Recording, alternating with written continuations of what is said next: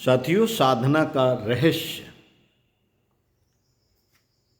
मनुष्य का अंतःकरण दर्पण की भांति है।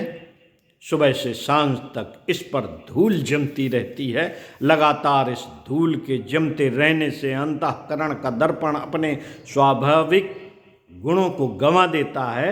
और यह सच्चाई सर्वविदित है कि अंतःकरण की अवस्था के अनुरूप ही मनुष्य को ज्ञान होता है।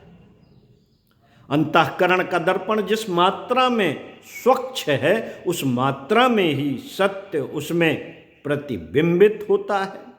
सूफी संत जलालुद्दीन रूमी से किसी व्यक्ति ने अपनी मानसिक चंचलता का दुखड़ा रोया। उसकी परेशानी थी कि साधना में उसका मन एकाग्र नहीं होता, किसी भी तरह से उसका ध्यान नहीं जमता।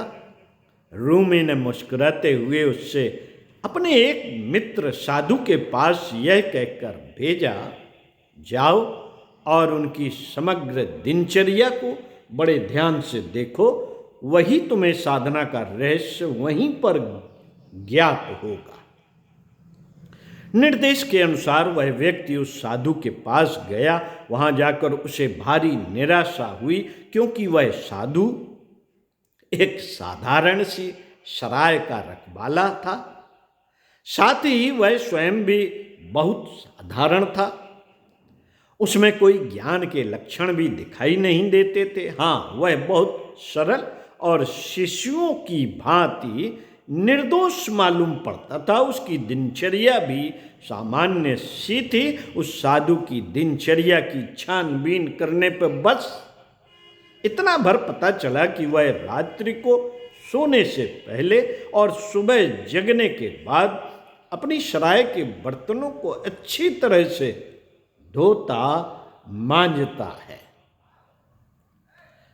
इस साधु के पास से काफी निराश होकर वह व्यक्ति जलालुद्दीन रूमी के पास लौटा। उसने साधु की दिनचर्या उन्हें बताई। सूफी संत रूमी हंसते हुए बोले, जो जानने योग्य था वह तुम देख आए हो, लेकिन उसे ठीक से समझ नहीं सके। रात्रि में तुम भी अपने मन को मांजो और सुबह उसे पुनः धो डालो। धीरे धीरे मन अंतःकरण निर्मल हो जाएगा। अंतःकरण के निर्मल दर्पण में परमात्मा अपने आप ही प्रतिबिंबित होता है। अंतःकरण की नित्य सफाई ही साधना का रहस्य है, क्योंकि इस स्वच्छता पर ही साधना की सभी विधियों की सफलता निर्भर है। जो इसे विस्मरण कर देते हैं वे साधना पथ से भटक जाते हैं। ओम शांति। पुस्तक जीवन पथ के प्रदीप, पृष्ठ 114, लेखक डॉक्टर प्रणव पांड्या।